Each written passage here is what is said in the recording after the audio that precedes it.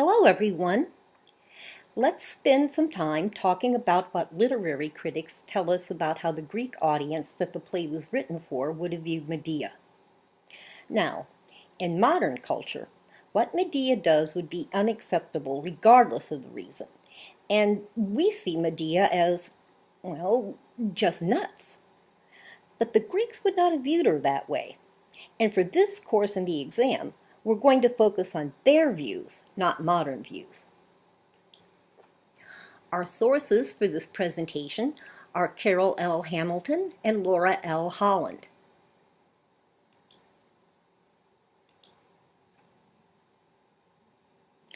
According to literary critic Carole L. Hamilton, Medea's actions would have made perfect sense under the circumstances to the 5th century BC audience that would have viewed Euripides' play.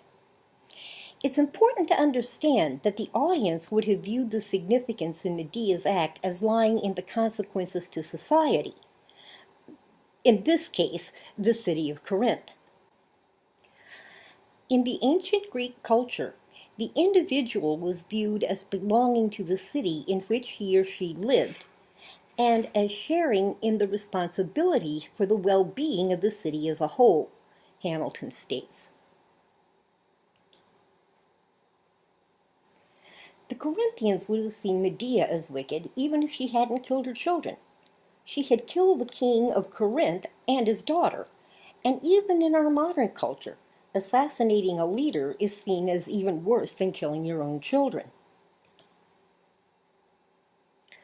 Not only would Medea have been seen as wicked by the Corinthians, her children would have too, because, as Hamilton states, wickedness and guilt were believed to be contagious through either contact or inheritance.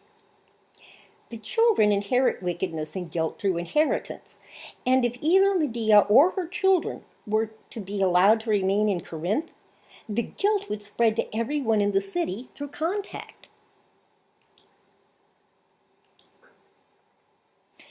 Literary critics agree that the Corinthians in all likelihood would have killed the children if Medea had not. For one thing, they would have wanted revenge for Creon's death, according to literary critic Laura Holland. Remember that Achilles kills Hector to revenge Patroclus's death, and Holland states that revenge killing was very common in ancient Greece and seen as purely justified. Even if revenge had not been a motive, the Corinthians would have killed the children. According to Hamilton, Medea knows that the Corinthians would have viewed her children as wicked, guilty, and contagious. She knows the children very likely would have been killed because of the wickedness and guilt that they inherited, and for their potential to spread that guilt throughout all the citizens through contact. Now, we might say, well, death is death. It would have been better to take a chance. But we have to remember that the ancient Greeks didn't have laws against cruel and unusual punishment, and we saw in the Iliad that the Greeks could be very vicious in killing. Also, the children might have been subjected to torture before being killed. Compared to what most likely awaited them, Medea undoubtedly sees the quick death that she could give them as more merciful. Oh, and by the way, there's an equivalent in a much more recent time and in this country. Runaway pregnant slaves who gave birth while on the run knew what would happen to both them and their child if they were captured. All slavery is appalling, but some slave owners in the United States were more brutal in their treatment of slaves than others, and captured slaves and their children would have been sold to the most vicious slave owners as punishment. Sometimes, when mothers knew they were about to be captured, they killed their children to save them from the horrendous lives they would have lived with these vicious slave owners. But the fact that the death Medea provides is more merciful is not the only motive Greek audiences would have understood.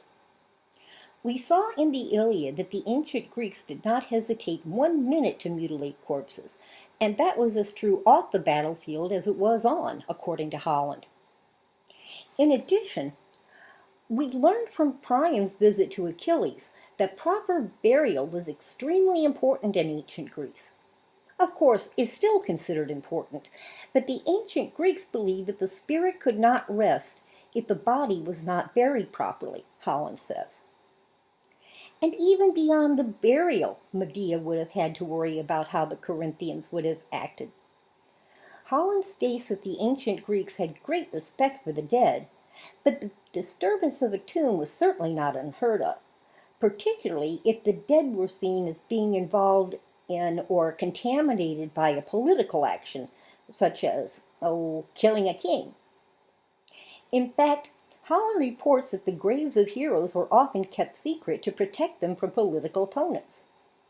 Holland says that that possibility might have been enough of a motivating factor for Medea to kill her children, so that she could take their bodies to a district that was protected by Hera, the goddess of hearth and home.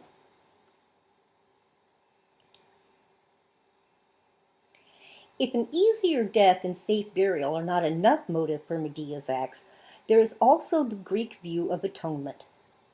Holland explains by taking the children's bodies to a safe burial ground and stating that she will establish a cult and celebration in their honor, Medea is taking responsibility for restoring an appropriate relationship between the living and the dead. In the Greeks' eyes, her actions would not be seen as dehumanizing or criminal, Holland says. Medea publicly states that murder is unholy and requires atonement, and atonement will begin with the funeral rites. That's not to say that Medea's anger at Jason and a desire for revenge against him don't play a role. We see that Medea is enraged at Jason every time the couple meets, and she has good reason to be. Greek plays were written in cycles, that is, a series of sequels. A modern comparison might be the Star Wars movies. We learn in an earlier play that Medea goes to great effort to help Jason obtain the golden fleece that he needed in order to become king of his own city-state. And also we see that she agrees to do so after Jason vows to marry her. She leaves her home to follow Jason, which is how she ends up in Corinth. Now, moving from one city or even one country to another is not considered a big deal in modern times. But as we discussed, in ancient Greece, the individual and the city were considered closely connected. Leaving your city forever was viewed more like the defection that occurred during the Cold War with the former Soviet Union. It was a great sacrifice. And how does Medea repay her for helping him get the golden fleece and leaving her home? By marrying another woman. And you have to remember that the Corinthians would have forever viewed Medea and her children as outsiders.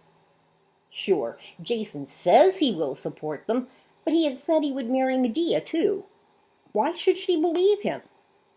And even if he did support them, Medea and her children would continue to be considered outsiders. The ancient Greeks weren't exactly known for multiculturalism. But the ancient Greeks wouldn't have blamed Medea even for her anger. Hamilton tells us that the Greeks did not believe that emotions came from inside individuals.